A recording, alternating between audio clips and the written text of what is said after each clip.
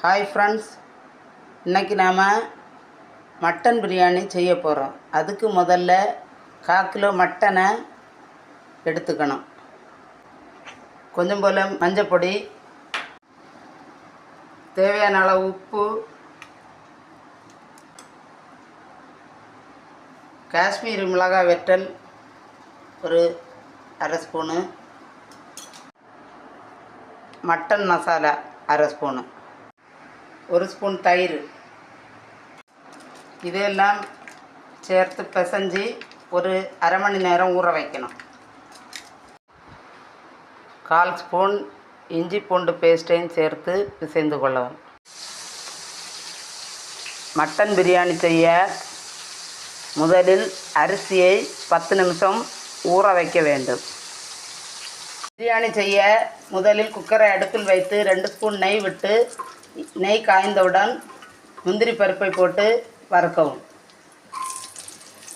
அடுத்து கிஸ்மிஸை போட்டு வதக்கவும்.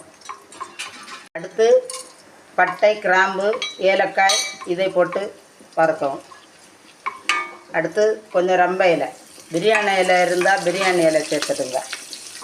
அப்புறமாக 2 பெரிய வெங்காயத்தை நீள வாக்கில் அரிஞ்சு அதை பொன்னிறமாக வதக்கவும். 2 பச்சை மிளகாயும் சேர்க்கும்.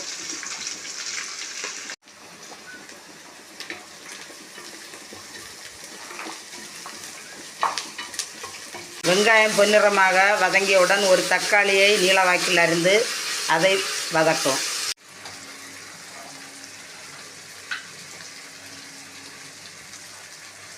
அடுத்து ஒரு 2 ஸ்பூன் இஞ்சி பூண்டு பேஸ்ட்டு சேர்த்து வதக்கும்.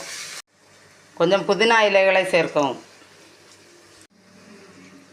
அடுத்து மசாலா விரவி வைத்த மட்டனை தட்டி ஒரு 1/2 கப் தண்ணீர் விட்டு ஒரு 7-8 விசில் வைத்து மூடி போட்டு வேக வைக்கும். குக்கரில் பத்துமோ என்னன்னு நான் வேறு குக்கரில் மாற்றிட்டேன்.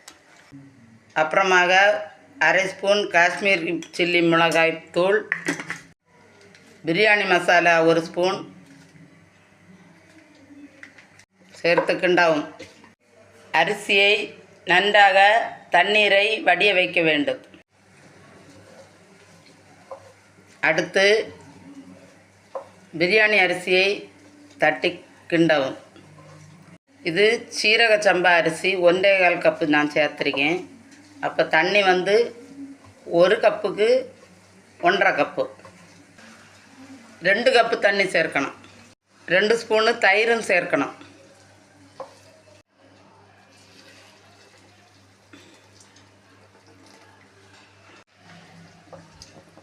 தண்ணீரை சேர்த்து தேவையான அளவு உப்பை சேர்க்கவும்.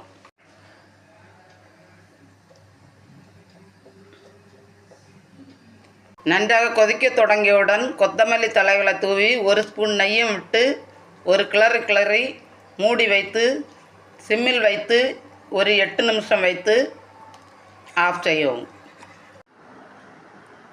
இப்போது சுவையான மட்டன் பிரியாணி தயார். நம்ம சேனலை லைக், ஷேர் அண்ட் சப்ஸ்கிரைப் பண்ணுங்கள். தேங்க்யூ.